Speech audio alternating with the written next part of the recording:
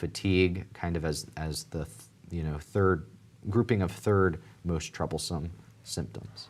And it's no surprise, James, because we hear this daily, the trouble with hearing and background noise, and that has come up on top on both of the polling questions. Yes. And I think we've heard already some of that from our panelists, and looking forward to, even on some of these more common experiences, they impact everybody differently. And so we'd love to hear your personal experience with how some of these symptoms impact your lives, because everybody is at a different point in their life. Maybe, just everybody's, we're all individuals. So we really want to hear about those individual impacts. So to get us started on that, I want to welcome our Zoom discussion starters. Here's a grouping of other members of your community here who are going to be starting us off. Just another reminder that you can dial in at 1-703-844-3231 at any time. We'd love to get you into the queue. We'd love to hear from you directly.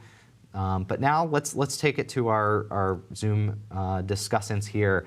So thinking about those polling questions and the different health concerns, but more importantly, that I think harder question of what are the three that are most troublesome for you. Maybe Letitia, you can start us off. When you were looking at that polling question, what were you thinking, or just generally, what are the top concerns related to your hearing loss? Hi everyone, I'm Letitia, and I was born with Sensorineural hearing loss, but I didn't know until I was 19 years old, because my mom passed away when I was 6 weeks old, and my mother and my father had hearing loss. So in a household of 6 of us, and growing up during the 70s, it wasn't detected that I had hearing loss. So currently, I'm a paralegal at Seton Hall Law School. I've been here for 30 years, and because of the pandemic, I finally was placed in a position where my skills can really be utilized. And I graduated in a couple of months of receiving my PhD in philosophy, organizational development, and leadership. I wear 2 behind the ear hearing aids, and without my hearing aids, I can't hear anything. So I read lips all the time, and I need caption at all times.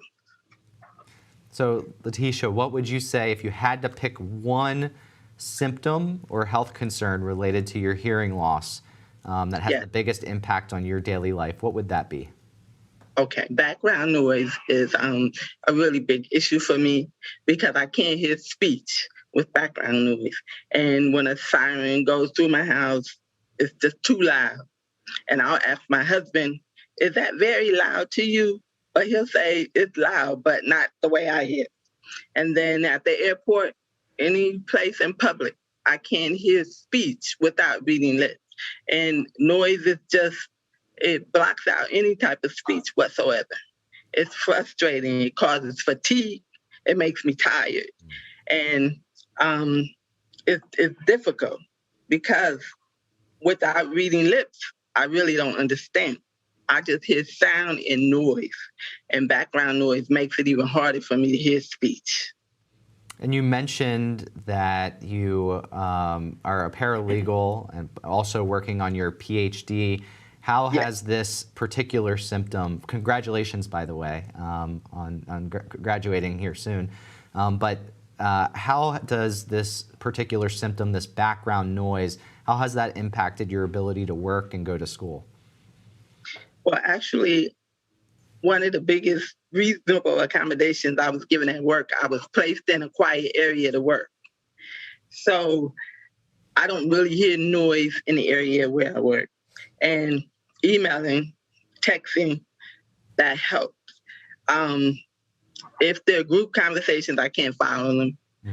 Only talk to the person that's standing right to me. I miss all of what's going on at meeting, unless I'm reading something. But in a regular meeting without the digital platform, I can't hear speech and follow what's happening in the meeting. So a lot of times I'm sort of excluded from meetings like that. But now I'm involved because of what's happening with the pandemic. Sure. Thank you so much, Letitia. Thank you. Tony, how about you? When you were thinking about that polling question and having to pick, the top health concerns related to your hearing loss, what kind of came to mind for you? Yeah, I'm Tony Barak from Westland, Michigan, a suburb of Detroit. I was born with hearing loss, mild at first, sensorineural. It's hereditary on my father's side. So I have a sister with hearing loss and a brother that has normal hearing. Anyway, as far as the symptoms, what's bothering me the most now as an adult is the fact that sometimes because I don't hear all the conversations, it's kind of hard and difficult to ask a question and even answer a question, because there's been times when I've answered the wrong question because the brain didn't put it together right.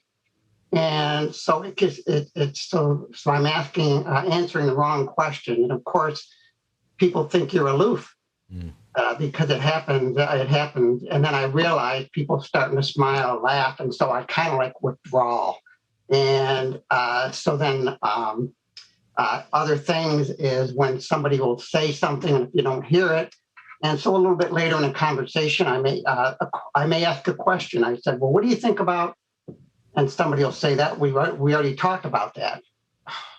So it's very embarrassing. And so again, you tend to get more isolated when that kind of happens. So then it's to the point where now I'm totally avoiding a lot of situations. Sure. Do you notice anything that makes that kind of conversational hearing better or worse? Well, certainly the technology has improved enough. So my hearing aids do have some directionality control. So the technology has helped. And I now have a remote microphone. So if it's not too awful noisy, the remote microphone seems to help quite a bit. So yes, there has been some help with technology. Sure. Well, thank you so much for sharing that, Tony, as well. I see we have a caller, Joy from California, who wants to speak and share some of her experiences of living with hearing loss and some of the impacts it's had on her and her family. So Joy, this is James. I'd like to welcome you to the show.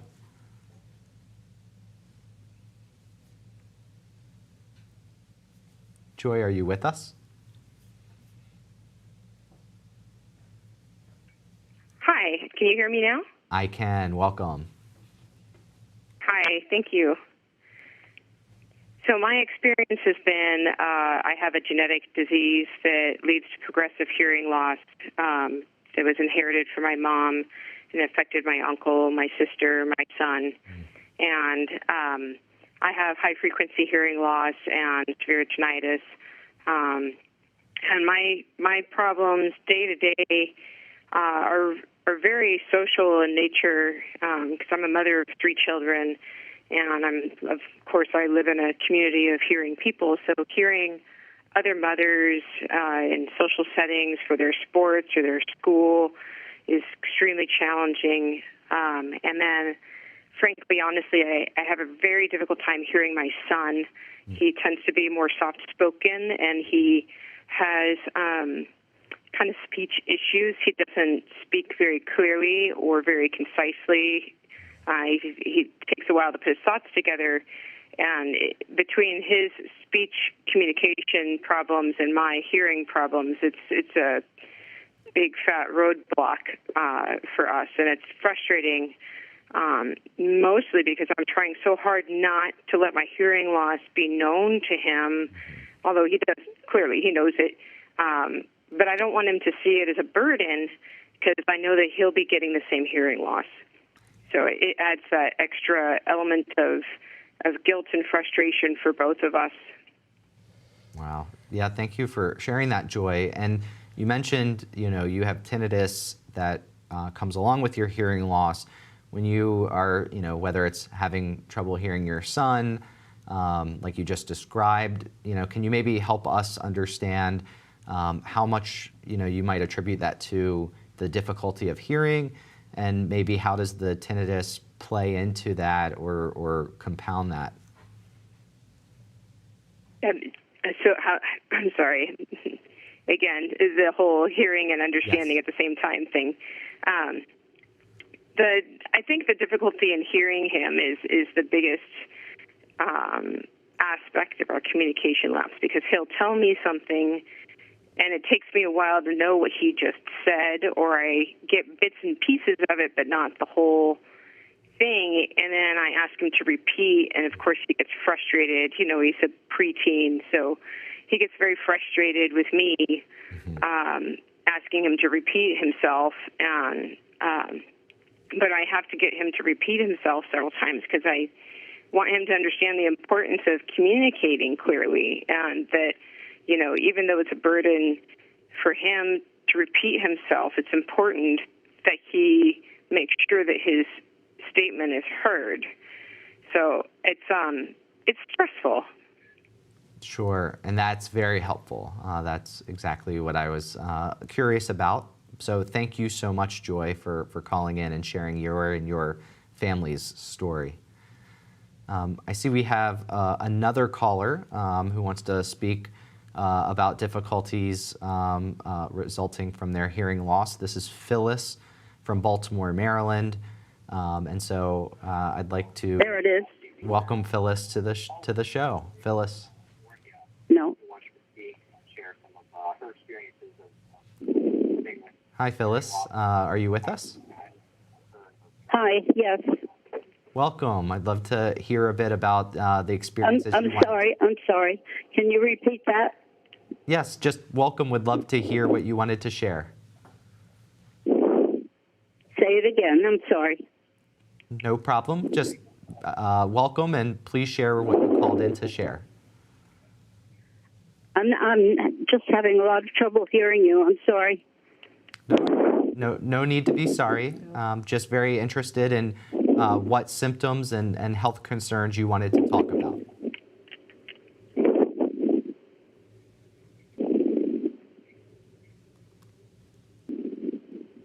I think, James, we're seeing the problem firsthand here. Absolutely. And Phyllis is terrific to try to call in, and she's apologizing for her hearing loss. Did you notice that? And there's just absolutely no need to apologize, Phyllis. So if you can still share what you want to share, please go ahead. Can you repeat that, please? Phyllis, could you please go ahead and share what you would like to share with us? We're ready to listen. Okay. Very good. Thank you. First of all, I appreciate this very, very much. It's very, very interesting hearing from a different kind of perspective. When it came to listing these three things that were most difficult for us in terms of hearing, I had to check other as one of mine, because you did not have it listed that one has difficulty hearing voices in the lower register. The most common hearing loss is voices in the higher register. However, even though I have a little bit of difficulty with voices in the lower register, the higher register, my most challenging hearing problem is hearing voices in the low register.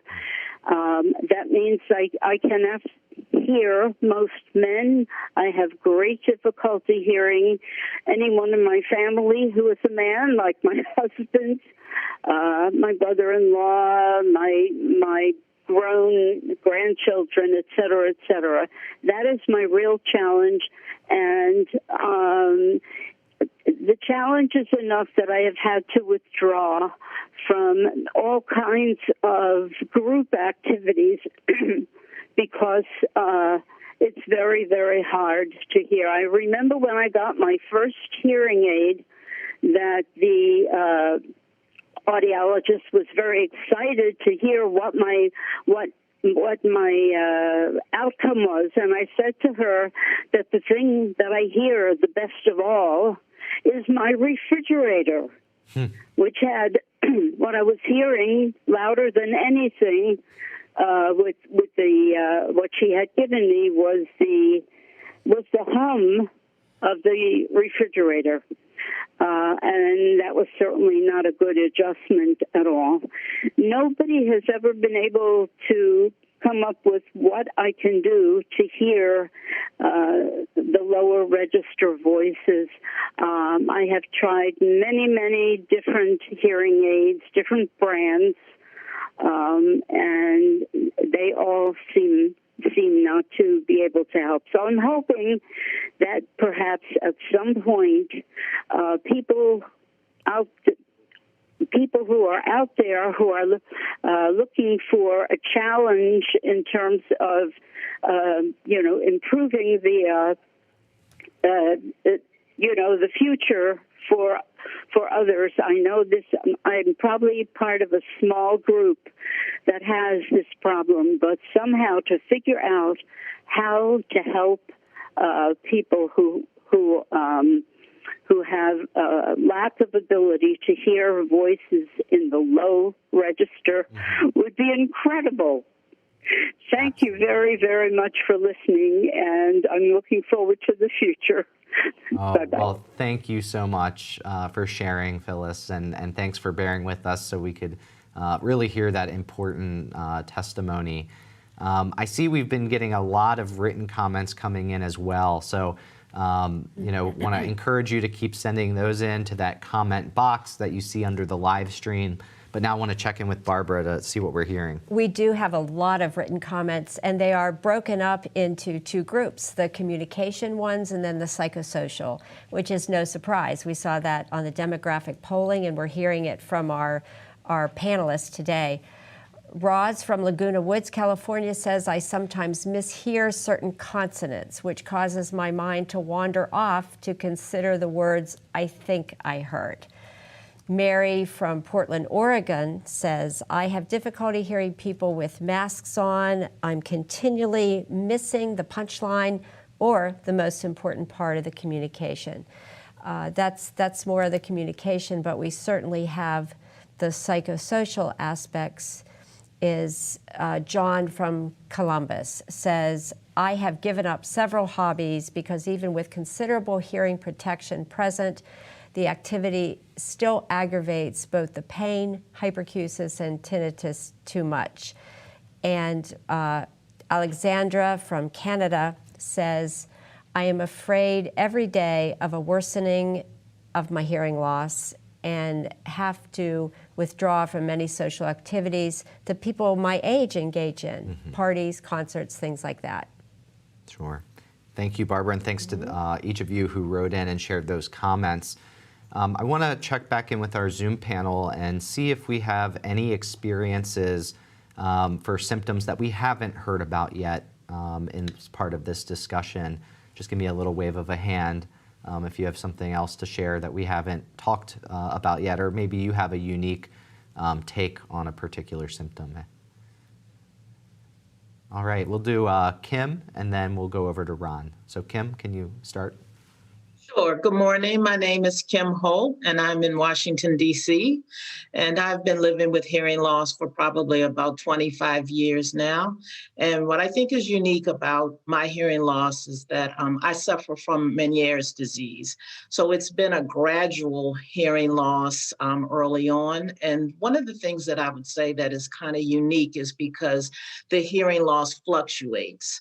So in the beginning, it was kind of not noticeable at one point, and it became gradual. So I would say some of the symptoms that I feel that are unique are fatigue. For me, with struggling to hear all of the sounds around me sometimes ends up with me being fatigued before the day's end, if you will. And it also has a vestibular component too, because the vertigo and balance issues are then mixed in with that. So my hearing loss has been gradual, but now it's to the point where it's very much deteriorated. It's a one-sided hearing loss. Okay. So that's a challenge in itself, particularly when you start to think about devices. So I've used different devices. So I consider my situation very, excuse me, out of the realm of just straight hearing loss, because I am starting to see it gradually worsen and worsen and worsen, and trying to compensate is a challenge as well. And I certainly identified with pretty much all of the symptoms that were on the polling. I can say at one time or another, I have experienced some more than others because of the nature of Meniere's. So I just wanted to share that. Yeah, thank you, Kim. And can you mentioned that you noticed that it's getting worse and worse over time. Can you give me an example of how you can tell or notice that it's getting worse when that happens? When I visit with my audiologist and my, the testing shows it, that's one way. And then I can also tell with the tinnitus too. Sometimes it's really up there in decibel, if you will, and then sometimes it'll come back down. But again, that's very characteristic of Meniere's. So it fluctuates a lot, but I've gotten to the point now, and I've dealt with it for so long, I can kind of establish and kind of know what that fluctuation means. Sometimes it can mean a vertigo attack is about to occur, or sometimes it could mean that I'm fatigued and I just kind of need to tone it down a little bit, rest, and then the hearing will then kind of, I don't want to say normalize, but for me, it would normalize. So that's kind of my measure, if you will. Sure. And do you notice this as an increase in the frequency of these more severe tinnitus and potentially vertigo attacks? Is it happening more days in a given week or a given month? Yes. It seems to be lifestyle. It just depends. If you're rested and you're doing the things you're supposed to do to manage your Meniere's, then that can have an effect on the tinnitus and your hearing overall. Okay. But it's not like I have total control over that, because it can just be reactive, in its own right.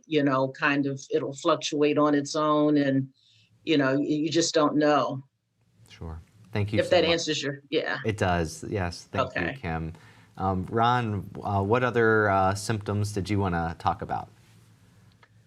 Well, I have some similar experiences to all the previous speakers, but I think I'm a little different in the sense that I don't know exactly what caused my hearing loss. In 1967, while in Vietnam, I stepped on a booby trap and I ended up losing a leg, but it didn't have any problems other than the physical from that. I didn't start having hearing problems until 1998. And by the way, my name is Ron, and I'm from Montgomery County, Maryland, right outside of D.C. But anyway, I started having problems in 1998, and I was diagnosed with Meniere's. And I saw my hearing go decline over a period of the last 23 years. And every time I would have a severe case of vertigo, it would knock me out for 14, 16, 18 hours. Literally, I would be unconscious for a good bit of that time. And the time that I was conscious, I wasn't able to really do anything. I just was like a wet noodle just lying there in bed. And each time I would have an episode, I noticed that there was a decline in my hearing. So the VA has recognized my hearing loss as being related to acoustical trauma based on stepping on the landmine in 1967. What I find interesting, it took 21 years for my hearing loss to progress, coincidental with the onset of the Meniere's. And I've talked to different neurologists who say there's no conclusive evidence that Meniere's causes hearing loss. And I've talked to people who have had hearing loss that is directly related to Meniere's. My biggest frustration is two things, really. One is I hear noise all the time. I just don't understand the words. So that's very, very frustrating. And I have two grandchildren. One is 13 and one is 7. 13-year-old's a boy. He speaks very softly, and I have a hard time hearing him. My granddaughter, she's 7, and she talks too fast and she talks very loud. Fortunately for me, my wife is usually around me when I'm around the grandchildren. So if I need interpretation, my wife is my interpreter. And the same thing with social outings. Up before the COVID, I would very rarely go anywhere without my wife, unless it was a business meeting. I'm semi-retired, but doing a little bit of consulting work and very involved in the disability world. I'm on a couple of nonprofit boards and a couple of nonprofit advisory councils. So, it's just something you cope with. Yeah. Yeah, thank you so much, Ron, for sharing all of that. So now I want to take us to kind of broaden this discussion a bit and think about not only what are these symptoms and health concerns that you've experienced, but how have those impacted your daily life? And we have another polling question to help us with this. So pull your phones back out, open that tab in your browser, go to pollev.com/HLAA. And we're going to go to a single polling question here in just a moment. So the question is, what specific activities of daily life are most important to you that you are not able to do or you struggle with due to your hearing loss and associated symptoms? And here, please select the top 3 that are most important to you that you are not able to do or that you struggle with as a result of your hearing loss. The options are A, participating in social events, B, participating in sports and recreational activities, C, attending school or work, D, interacting with family members, E, attending concerts and events, or F, some other activity in your daily life that's important to you that you're not able to do either at all or you struggle to do as a result of your hearing loss. And again, please select those top 3 activities that are impacted.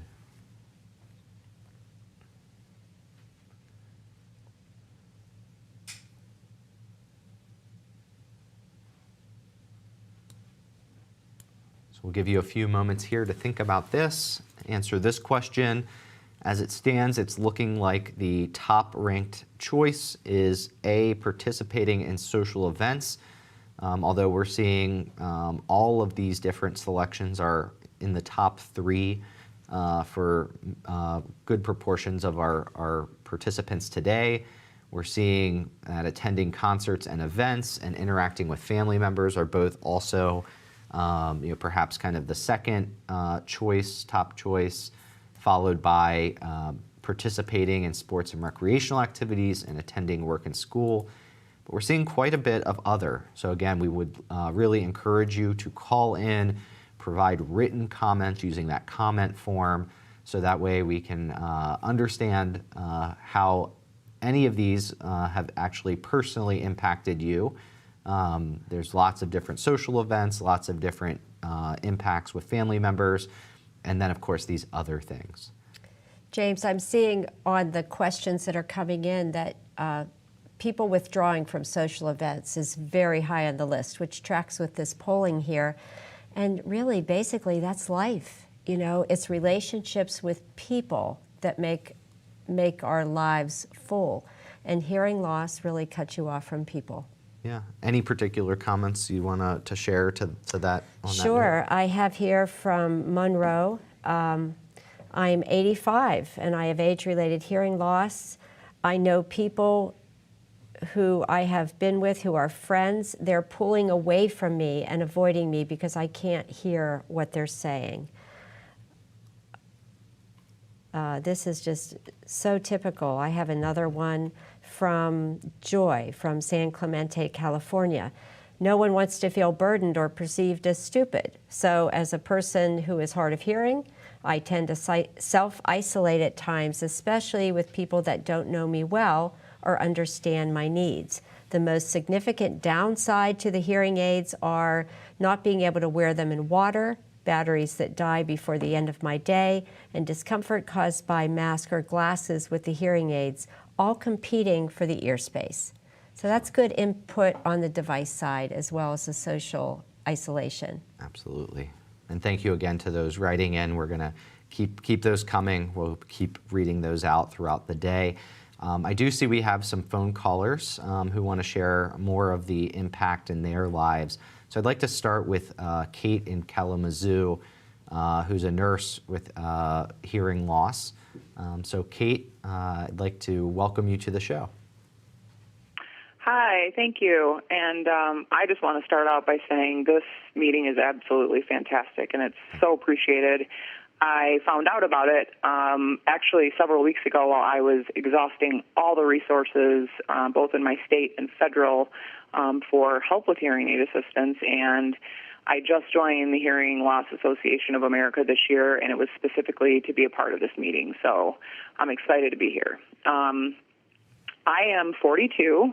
And as you said, I'm a nurse, and this pandemic has been really hard. I've not been able to be in patient care, so I sit on hospital committees. I started realizing in college that I was having trouble hearing in lecture halls and taking notes. And I was having a little bit of trouble distinguishing words at that time, but I honestly thought it was, I went to a ton of concerts as a teenager and young adults and lots of loud noises. My first hearing test was at 24, and I was surprised to hear that I had a high-frequency hearing loss that was actually registerable. And there was no help at that time for high-frequency hearing loss. It was almost 20 years ago. I grew up with a grandfather who was in a hearing aid at 40 because at that time in his life, he felt that one hearing aid was enough. The technology was also very bad. He was in a lot of discomfort most of the time, and he lived to be 97, and he kept that single hearing aid all those years. And at 35, I was diagnosed with a very severe form of Crohn's disease and had to stop working in patient care. I've had 14 surgeries in the last 5 years. That same year, my hearing loss went from, noticeable to quite severe. And I went in for hearing testing, and unfortunately, I was diagnosed with a near 50% bilateral hearing loss. And we thought, since, it was so severe, that it was an autoimmune hearing loss because I was also diagnosed with Crohn's at the same time and some other autoimmune issues. So at 35, I went into phonak behind the ear hearing aids, and it was really difficult for me. I had suffered a lot of loss that year. We knew that I wasn't going to be able to have children because of the type of Crohn's I have, and it was just a lot of loss. And then to realize that I had this issue, and it was also related to my own body attacking me, I just felt like I was failing myself. And when I went into those hearing aids for the first time, I realized that I'm not sure when I stopped hearing the birds chirp. So I felt extremely grateful to have this, this ability to hear things that I didn't realize I wasn't hearing. But I was also hearing everything else because they were behind my ears. So, I was hearing they were competing for space with my glasses, my face masks. I was hearing my hair nonstop, the wind. But again, I felt blessed to be able to hear other things. And 2 years later, we learned that my hearing loss wasn't autoimmune. It was actually a genetic defect. And I really related to Anna's story, one of the guest speakers, because I'm not sure what genetic loss she has, but it sounds very similar to mine. And it was passed to me from my grandfather, bless his heart, and he had no idea he had it. I have a GJB2 gene defect, and it's going to continue to slope for the rest of my life, and it also puts me at risk for increased chances of breast cancer, bladder, and colorectal cancer, which I just never imagined. I'm now followed by a geneticist, and I'm screened yearly for those increased cancer risks, and I'm starting to notice in the last year that my hearing was getting worse. So I went in for new hearing testing, and it shows that I've lost another 10% of my hearing bilaterally. So this genetic loss is taking about 3% of my hearing a year. And again, I'm 42, and we're getting ready to try and adopt a baby once COVID is over. I want to be able to hear my baby cry. I want to be able to hear my baby talk when they learn. I have needed the top technology, which I am now just currently trying. I'm in a loaner pair of inner ear Signia Silk X hearing aids, and they are absolutely incredible. But one of my biggest problems with having hearing loss at my age, along with the other diseases that I have, is I feel completely discriminated against when it comes to the insurance companies. There is a complete lack of any assistance in cost for hearing aids for me, which I will need for the rest of my life. And that's $6,000 every 3 to 5 years. I need to keep up with the technology so that I can keep up with my loss. And I'm on Medicare with a very expensive supplemental plan, and I'm unable to qualify for a Medicare Advantage plan, which does offer some financial assistance, but it's not for very high-tech good hearing aids. And the reason I can't qualify for a Medicare Advantage plan is because they don't cover any of my surgeons for my other specialties. And having 14 surgeries over 5 years, I have a very good team that I've established through 5 different hospitals. So the fact that insurance companies don't consider this a medical necessity is very, very difficult for me to understand as a nurse, as a patient, as somebody with a genetic defect. It's like saying you don't need glasses to see, and why do you need teeth in your mouth? You know, hearing is a part of being whole as a person. So I would like to understand when the insurance companies are going to get on board and help people like me. It's very, very discouraging. Yeah, thank you so much, Kate, for sharing that. So much frustration that I heard, but also, you know, with the progressive hearing loss that you described, so important to understand that, and really also understand your concerns for the future that you mentioned with your hope of adopting a new child and being able to hear that child. So really, really appreciate it. I want to bring it back to our Zoom panel here and explore this topic with Daria, this impacts on activities in your life, things that you maybe aren't able to do or do as fully because of your hearing loss. Daria, what can you share with us on that topic?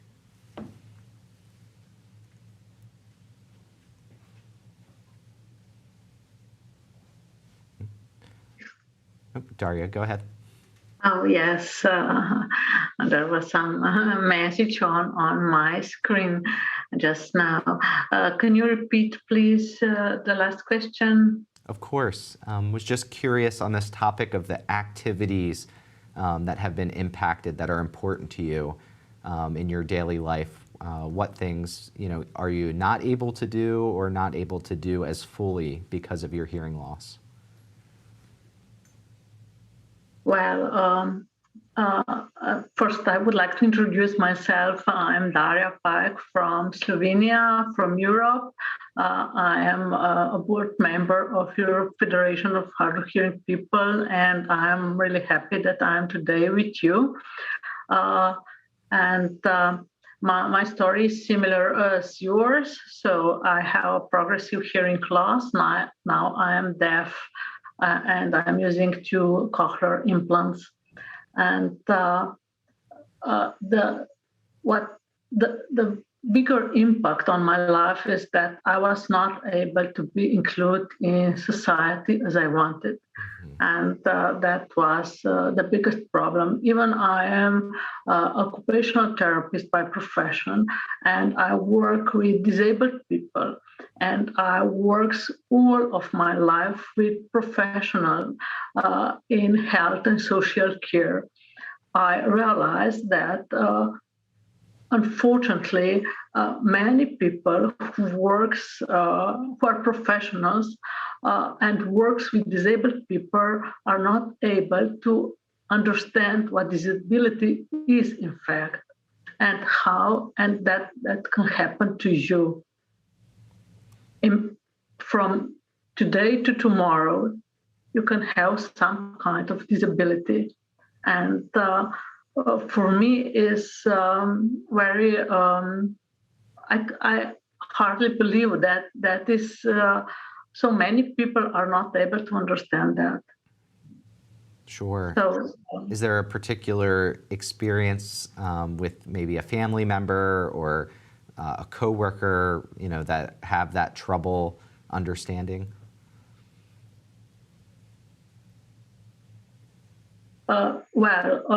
It is. I can say that it's a problem when you lost your hear as an adult, and in my case, when I lost my hear. In fact, I was 23, but that was a progressive hearing loss. And in the beginning, that was okay, hearing loss. I will hear a small hearing aids, not visible. And of course, it was very hard to accept.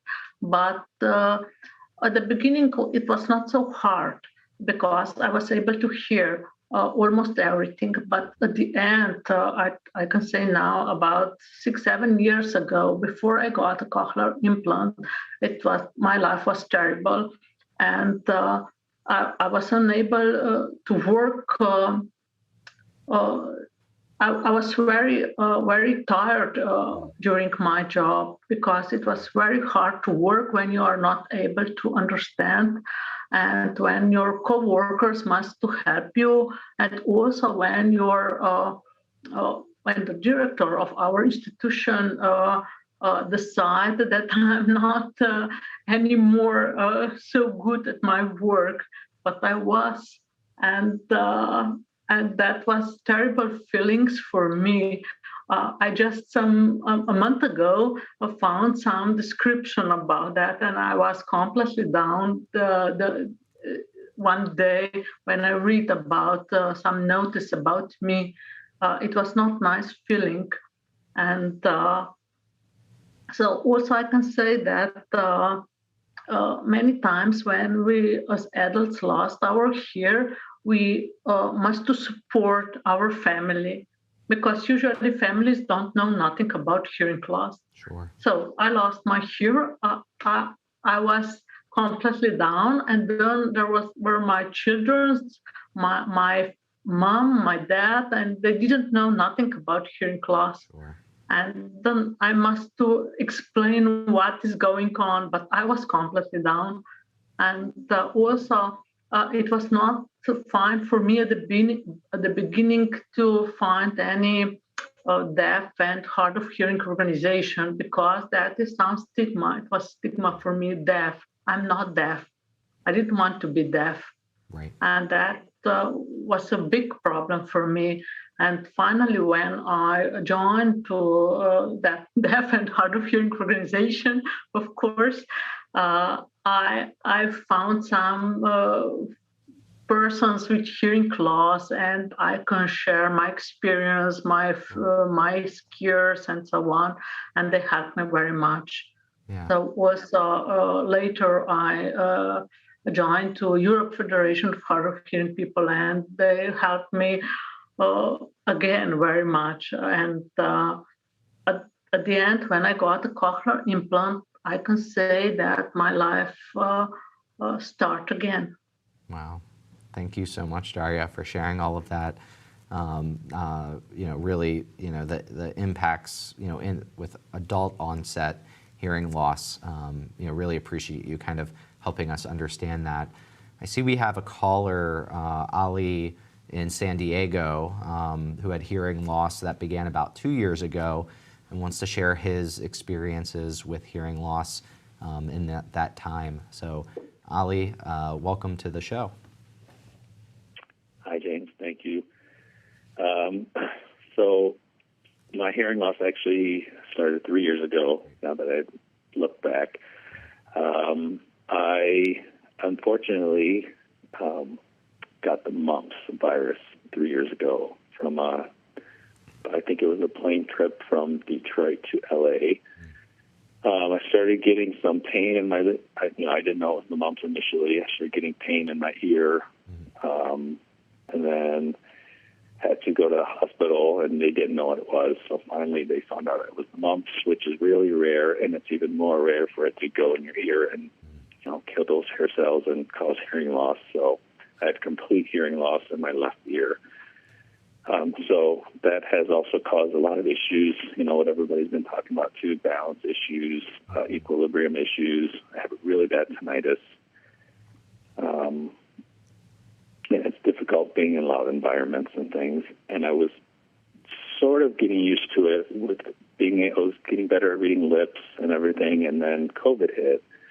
And I worked in a hospital as a physical therapist, so being in a loud environment, I couldn't function with masks. I couldn't read people's lips anymore. I couldn't hear with ventilators going, being in patients' rooms. I had to literally stand less than a foot away from somebody to hear them with my right ear as close to them as I could possibly get. So I didn't realize it was affecting me that much, but I would get home. I was exhausted all the time, and I finally had to leave my work because I just couldn't function there anymore. It's affected my relationships.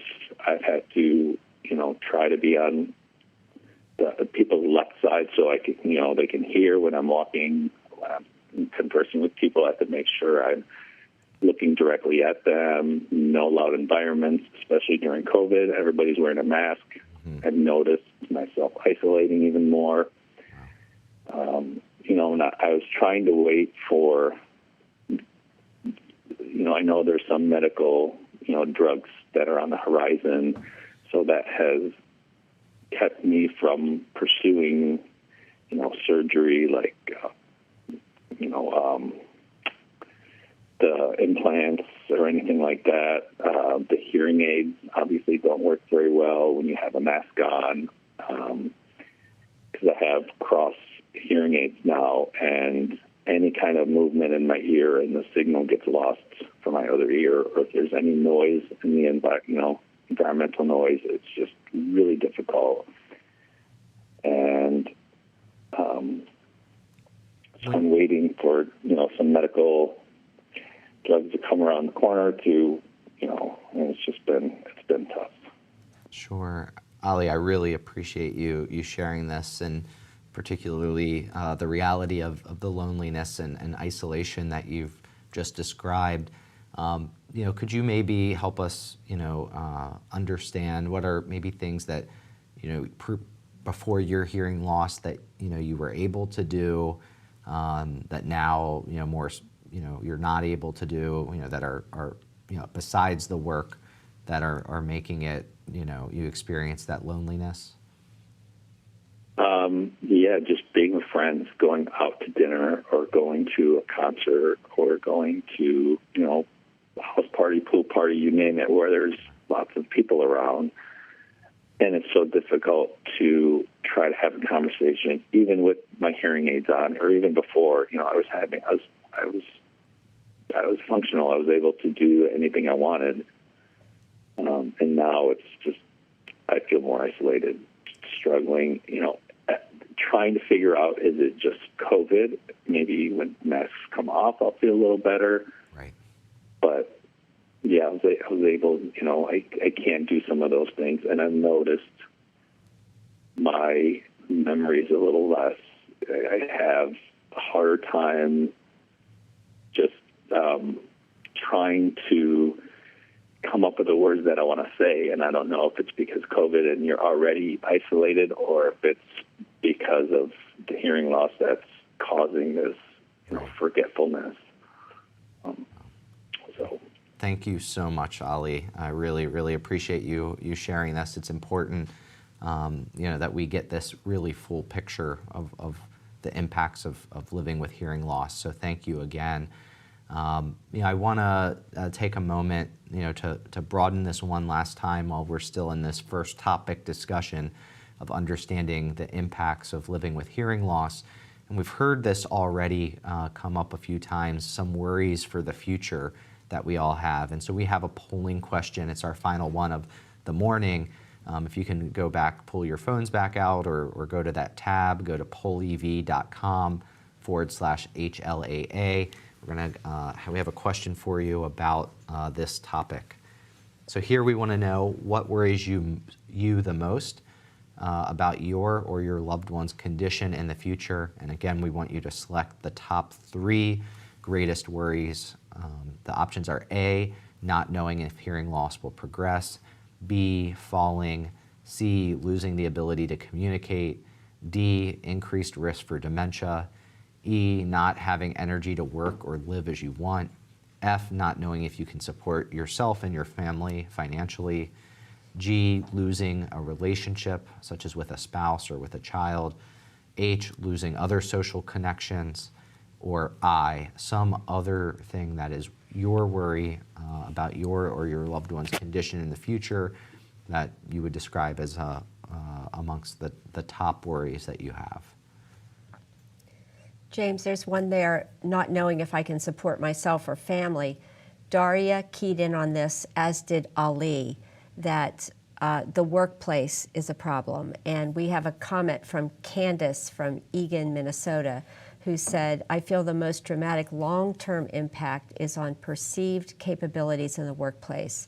I find many employers have difficulty looking past an individual's perceived limitations instead of looking at the skills. Wow.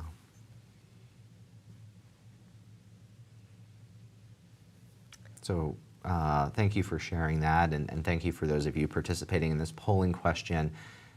We're seeing here again, just as a reminder, these aren't the percentages of people who have picked each option, it's the percentage of the total responses.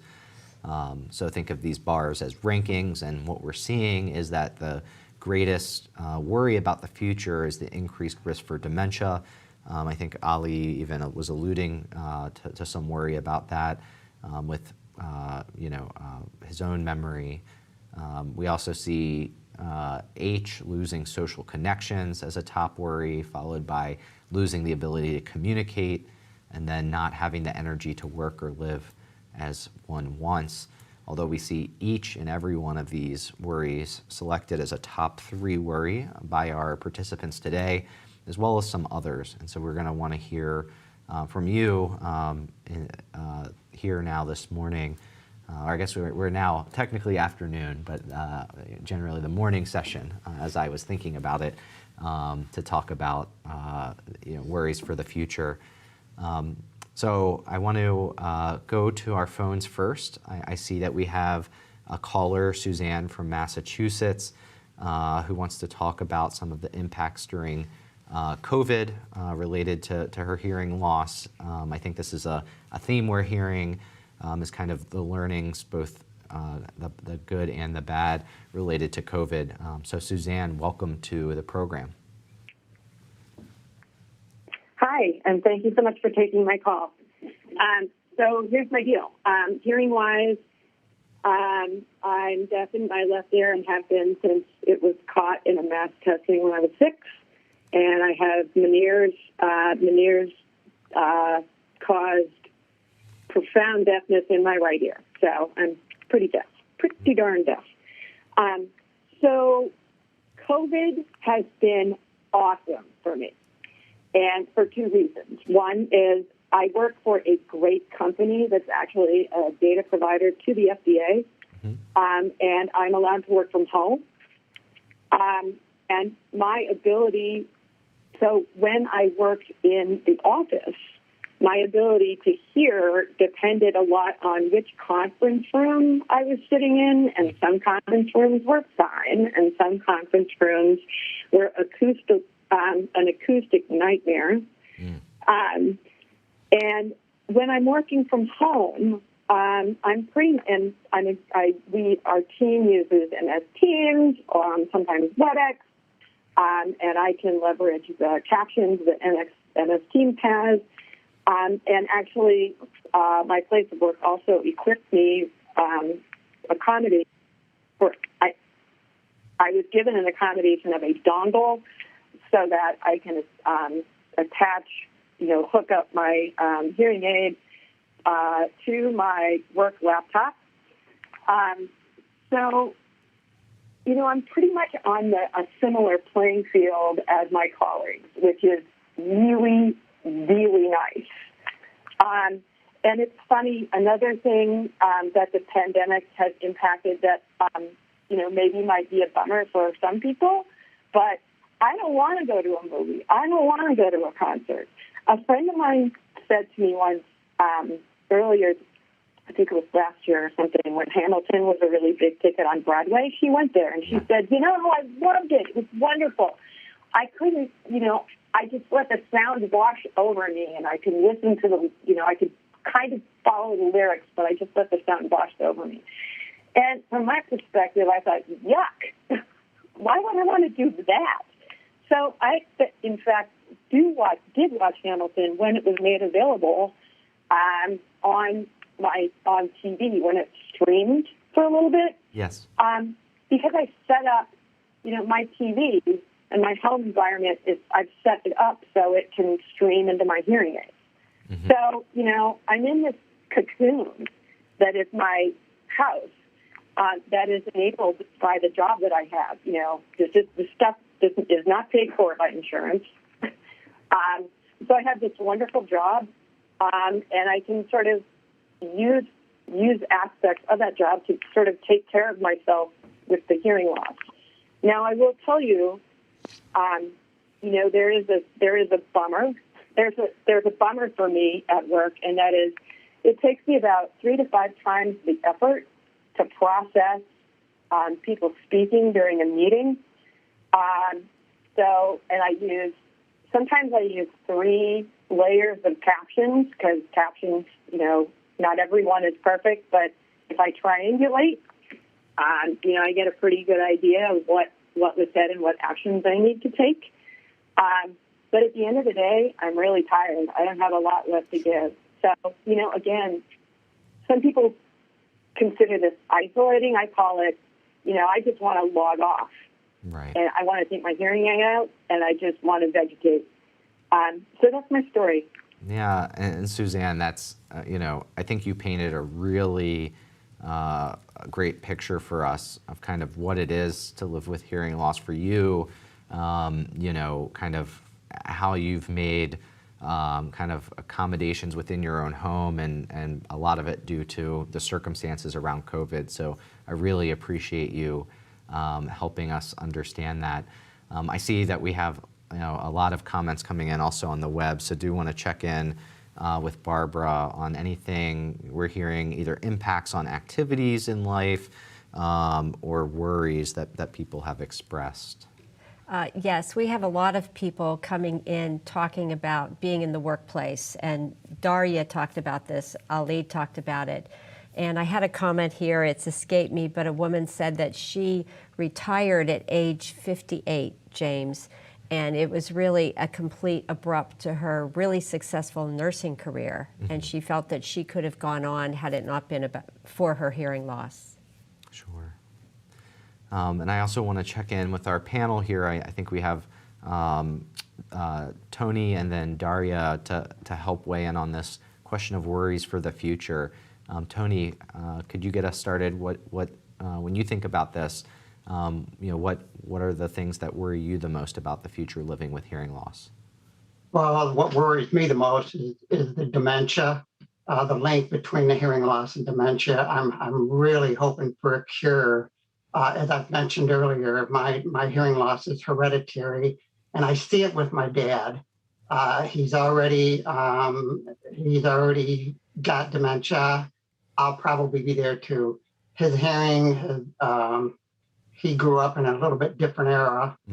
Fortunately, I didn't need a hearing aid until I was 20, but I needed one earlier, but I didn't get one.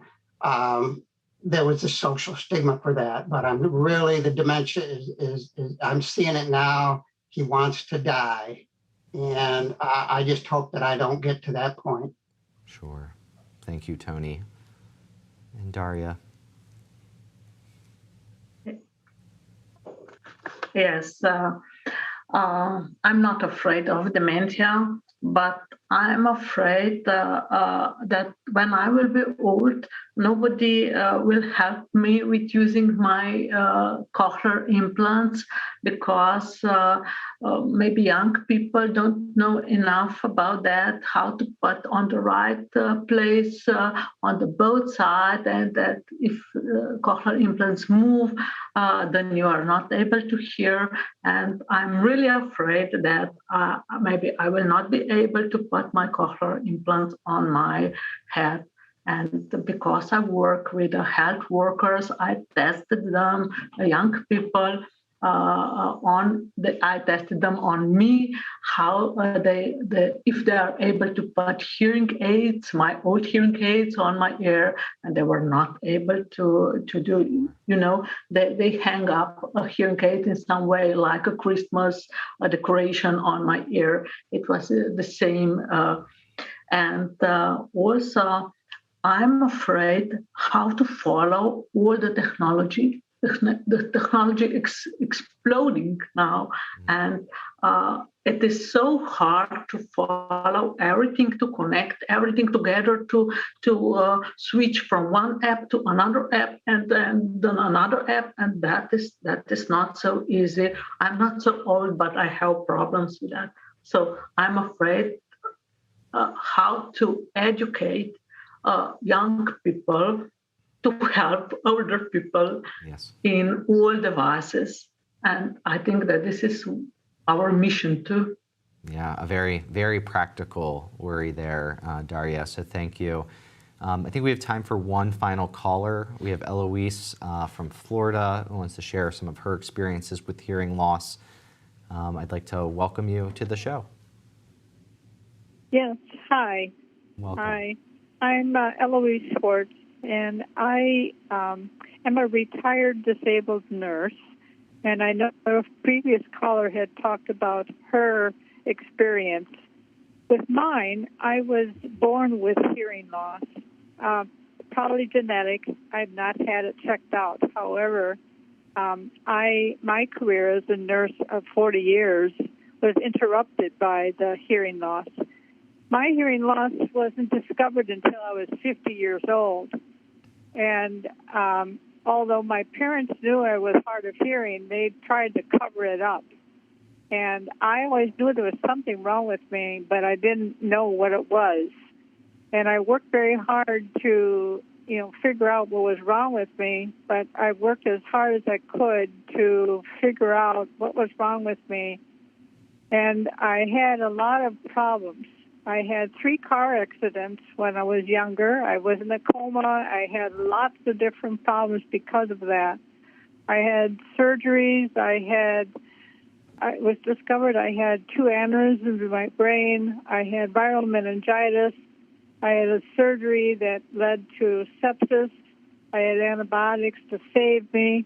I had all the different kinds of encounters that caused me to have difficulties with my hearing loss, including tinnitus, hypercusis, and everything that controls things with my balance and my hearing loss.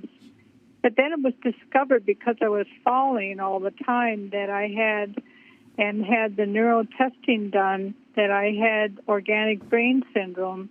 Was discovered in the year 2004. So I've been battling the memory loss since that time.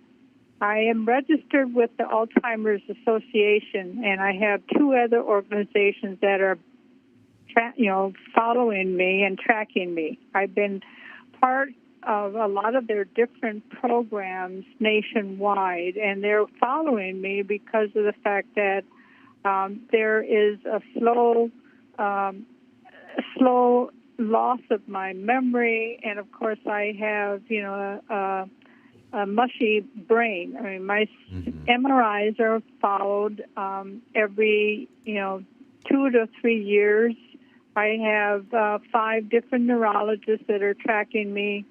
I have migraines that are multi-focused, and then I micromanage myself because I am a nurse and I'm aware of that. But my hope is that, and what I do as an HLAA advocate and educator is, that I hope that the future prevents this from happening.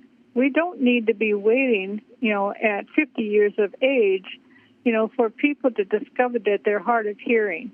We need to be, advocates from the point of birth, and forward. Not wait until you're older. And then, covering for hearing aids. All of my hearing aids were not high end. The one that I have now is the highest that I can, pay for. But I have been an advocate, for the last 10 years to get Medicare to cover for hearing aids, but also for insurance covers that be covering for them, because this is the last hearing aid that I can afford, because I don't have any money to pay for them. So, in the many things that I'm doing to advocate in this 55 community that I live in is.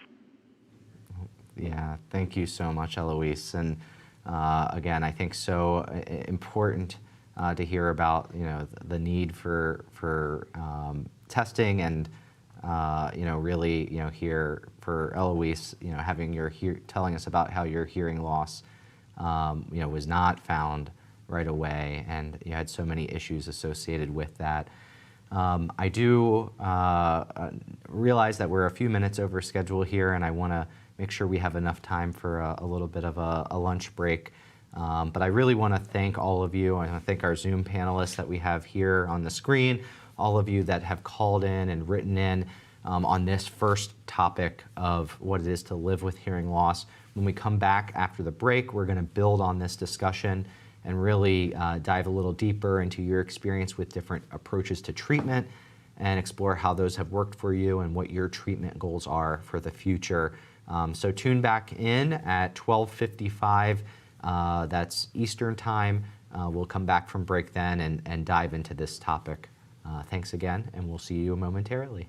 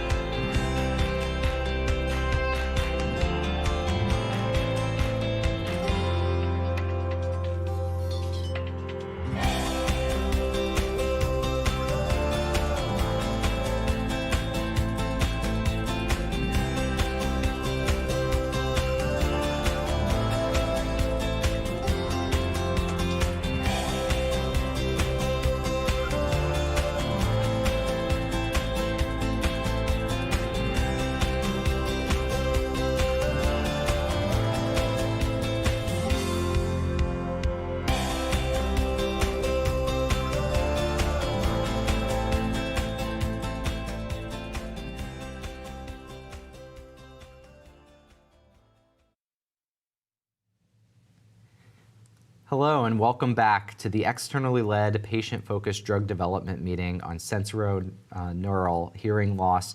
I'm James Valentine, your meeting moderator here with Barbara Kelly from the Hearing Loss Association of America, my co-host for today.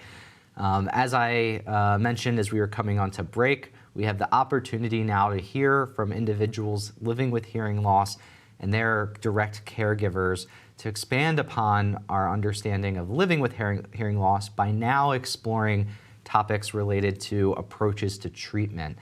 I'd like to pull up our discussion questions that we're going to be asking you to weigh in on here over the next audience discussion session that we have together. So we're going to start off focusing on currently available treatments. We want to understand what you are doing to help manage you or your loved one's hearing loss symptoms. When we talk about what you're doing to manage, or when we generally refer to treatments here, we're really casting a wide net.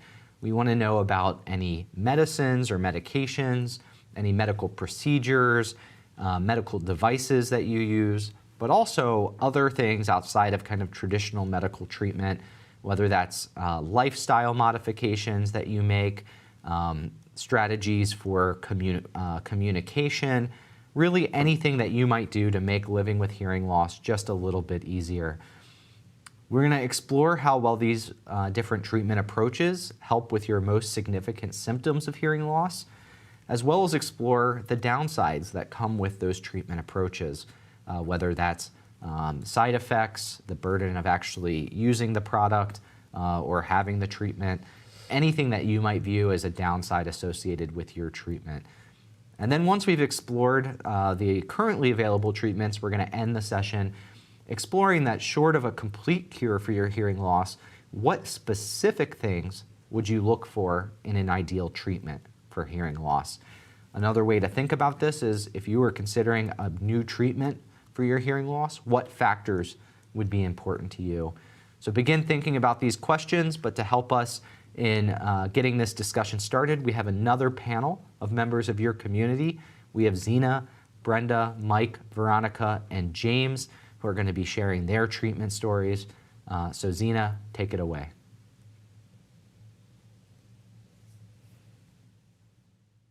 Imagine not being able to distinguish between the sounds L and R, M and N, G and D. How can you tell the difference between lure and rule, Mancy and Nancy, go and do? What if these words are spoken quickly in complex sentences? This has been my experience growing up with hearing loss. My name is Zena Jawadi. I have a bachelor's and master's degree from Stanford University, serve on the board of directors of the Hearing Loss Association of America, and I'm a first-year medical student at UCLA. I was diagnosed with hearing loss when I was 3.5 years old. At such age, most children acquire language naturally and can recognize 1,000 words, but I only knew a few. That is not surprising. After all, how can a child learn how to speak without hearing the words? I was fitted with hearing aids and, over the next 8 years, underwent thousands of hours to, in, and from speech therapy. My therapist would mold my tongue, saying, "It is not R, it is R, curl your tongue." We would play Go Fish together so that we could practice saying words like 3. My auditory verbal therapist spoke behind me to rely on my residual hearing in order to discern what was being said. I was frustrated to spend so much time in therapy instead of playing, and to be endlessly pushed to correct my pronunciation, which I repeatedly failed. Yet this experience equipped me with persistence, a strong work ethic, and holistic listening. It is ultimately because of speech therapy that I can speak and follow conversations without extensive reliance on lip reading. In almost every educational setting, I have been an underrepresented minority and almost always the first person with hearing loss that my colleagues and instructors have ever encountered. I have faced onerous obstacles, from the lack of microphone use in most large lecture halls to refusals by many professors to enact accommodations for my hearing loss. In addition to wearing my hearing aids, I use captioning, sit in the front row, create visual diagrams, and attend office hours. Finding a captioner who can transcribe the highly technical material was challenging, but I'm extremely grateful to have had the same exceptional captioner in undergrad, master's, and now medical school. COVID significantly increased my listening fatigue. With face masks, I cannot supplement my hearing with lip reading. To compensate for the listening fatigue that I and most people with hearing loss face, I take naps after class and go for walks. I spend significantly more time studying than my classmates since universities rarely teach accessibly for people with hearing loss. In medical school, learning anatomy was exacting, with noisy labs, masks, social distancing, and face shields. My new hearing aids and Bluetooth microphone are excellent for one-on-one conversations in quiet environments, but fail me in the lab where we work in groups. It was especially difficult because I was not yet familiar with the terminology to contextualize conversations and fill in the gaps of what I could not hear. I spent countless hours in the lab. Eventually, I obtained permission to work alone because there was no way for me to maintain social distancing and hear my partners. This change was highly beneficial as it took me a fraction of the time to learn anatomy henceforth. My classmates had a wide range of stethoscopes to select from with a variety of colors, personalizations, and price points. In contrast, it took me months to find a workable stethoscope. I spent hours doing research online, contacting manufacturers, and purchasing different stethoscopes to try. Once I selected a stethoscope, I had to ask an instructor to try my stethoscope and teach me how to use it, because it has different features than standard analog stethoscopes. I became teary when I heard the heartbeat with the stethoscope for the first time. It was one of the most beautiful sounds I have ever heard. The ideal hearing loss solution would enable me to effortlessly communicate in group settings, even with poor acoustics and loud background noise. I define effortless communication as the ability to actively engage in conversations without leaning forward, experiencing listening fatigue, and asking people to repeat. Such solution would, for example, provide accurate speech recognition in quiet and noisy environments and to produce clear, loud sound. The solution should be user-friendly, easy to learn, and require less than 15 seconds to turn on. Finally, solutions for prelingual hearing loss should enable children to hear in classrooms and facilitate language learning. Most importantly, all technologies should be affordable and covered by health insurance. Hearing healthcare should be a right, not a privilege. Thank you. Good afternoon. I'm Brenda Batat. I inherited hearing loss from my father. I was diagnosed at 19 with a moderate sensorineural hearing loss. My hearing loss has progressed to profound in both ears, and I now use a cochlear implant and a hearing aid. Treatment for my situation has been learning how to manage and live with the impact that hearing loss has on my ability to function every day and to maintain my quality of life because there is no cure. This has meant using hearing aids. First one analog, then two digital, an FM system, a telecall to use with phone and loop systems, and a powerful volume control for the phone. Sudden tinnitus was treated with bilateral hearing aids to mask the tinnitus, but when removed at night it's difficult to sleep. My audiogram plateaued, but my speech recognition plummeted, and then I was forced to communicate visually, caption telephones and entertainment, flashing alerts. Hearing aids by now only work for me in quiet environments with no more than two people who enunciated clearly without accents and no reverberation in the room. The result was a severely reduced quality of life, leading to self-isolation, sadness, feeling alone and locked out of life, in spite of a very supportive husband and family. At this point, my speech recognition was 4%, and I sought a cochlear implant. The surgery was outpatient under general anesthesia, lasting about 2 hours. An internal component is placed in the cochlea that connects via a magnet to an external processor worn behind the ear. A side effect for me was a loss of taste that lasted several months. The incision behind my ear healed, and then I was activated. The sound was tinny, men's voices sounded like women's, but within 2 months, My brain identified sounds it hadn't heard for years. The processor was programmed daily, post-surgery, then weekly, then less frequently. Now I go once a year for a tune-up, and in between change the microphone covers to keep the sound crisp. I replace 2 675 batteries every other day. Over time, the implant returned me to the world around me. Birds, neighborhood dogs, microwave beeps, some music, and movies. My speech comprehension increased from 4% to 80%. Driving was less daunting, as with a cell phone, I could handle an emergency, hear passengers in the back, and the radio. I'm now 18 years post-implantation and have upgraded the external processor 4 times to benefit from advances in technology. I now have a one-piece device, nothing behind the ear anymore, that connects directly via Bluetooth to my iPhone. I look forward to a completely implanted device. In spite of the technology, it cannot hear everyone on the phone. I may ask the caller to text me or use captioning apps if necessary. I still need captioning for TV, streaming, and Zoom calls. I still don't relish social gatherings because the background noise makes it hard for me to have a conversation. I still rely on speech reading. 2 years ago, an event occurred that focused my attention on the genetic aspect of our family hearing loss. Over a 2-month period, 3 members of my family were diagnosed with hearing loss. We knew that my son had inherited the gene, but now my adult daughter and 2 10-year-old grandchildren were affected. Suddenly, we had 7 hearing aids and a cochlear implant between us.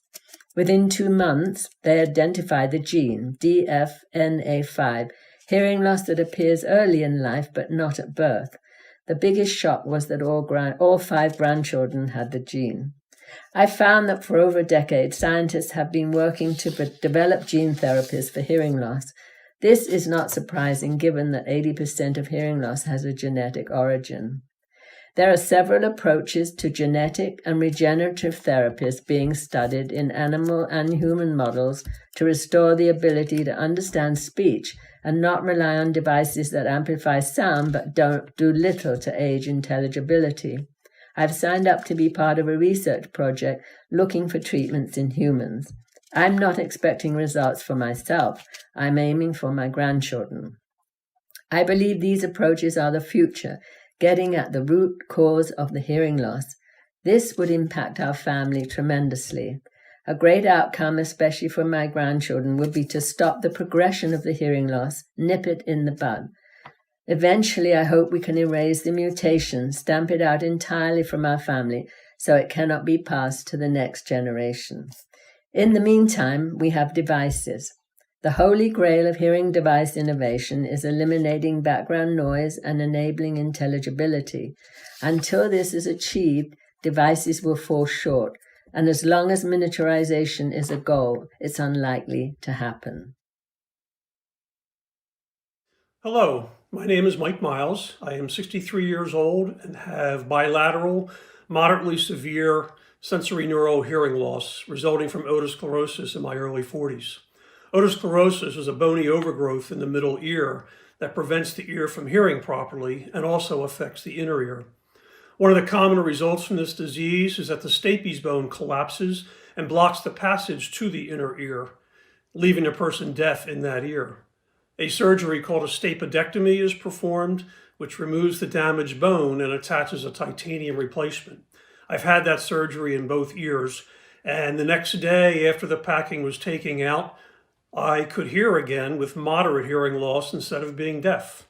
It was like having a switch flip from off to on in my brain. I started wearing in-the-canal hearing aids because I didn't want a visible hearing aid outside of my ear. But as my hearing loss got progressively worse, I realized I had to swallow my pride and purchased a pair of behind-the-ear aids. The other benefit with these aids is that they came with a telecoil, and that's helped very much when I'm in a large room with a hearing loop like church or an auditorium. I've been experimenting with different assistive listening devices, not very successfully, such as microphones or streamers, because the hearing aids themselves have limitations when it comes to listening and noise. I have just as much difficulty hearing in a restaurant as I do when I'm outside playing golf or playing tennis.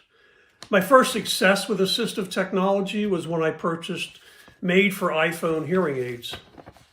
I've been avoiding answering my cell phone for many, many years because of the difficulty hearing people on the cell phone and the hearing aid, and also the feedback I would get from the hearing aid whenever the phone pressed up against the ear was very aggravating. Now I have the phone ring right in my hearing aid using Bluetooth. I tap the hearing aid and the person's voice goes directly to my ear without the phone being held. I also have it attached to my iWatch so the watch vibrates when the phone rings. This has been a tremendous improvement for me with the phone, as now I have clear phone conversations as well as allowing me to listen to music on my phone when walking and videos on the laptop. However, Bluetooth does have some limitations. When walking outside, the connection periodically disconnects while listening to music, and my current hearing aids only allow one Bluetooth connection at a time, so I can't have my laptop connected and also answer the phone in my hearing aids at the same time. My hearing wish list would include, for the next 5 years, something either technology related or biologics that would help offset the damage done to my inner ear so that I could hear better in noisy situations. I'm not sure normal hearing people really understand the stress and anxiety that we experience in social settings. The pandemic, social distancing, and the mask wearing has made it significantly worse. It would be great to go out to dinner or social settings and be able to hear what the other person or people are saying at the table, or to hear my wife and daughter in the car when we're driving. Right now, that doesn't occur. I'm not looking for a complete reversal of the damage, but any improvement would make a big difference in mine and my family's lives. I also would like to see manufacturers make continued improvements to make the hearing aids smarter through recognition of certain voices in crowds and the ability to block out extraneous sounds such as TVs or music in restaurants. Captioning is very important for people with hearing aids. I'm using captions on my cell phone when the person I am talking to is difficult to understand or has an accent. I also am using them on video meetings and webinars, and I'm very thankful to the video companies that have made captioning available on their platforms during the pandemic. I would also like to see more attention and solutions to address the emotional challenges that we face. When I was teaching high school, I would come home at night and collapse from the stress and anxiety because of my brain having to work overtime all day trying to figure out what the students were saying. I tried working with a therapist, but it didn't help, and I eventually had to stop teaching. I'm keeping a positive attitude as I look forward to improvements for those of us with hearing loss in the near future. Thank you. My name is Veronica Douglas Still. I am a resident of Prince George's County, Maryland. After a visit to the emergency room when I was 48 years old, I was diagnosed with vertigo and sent home with medication for motion sickness.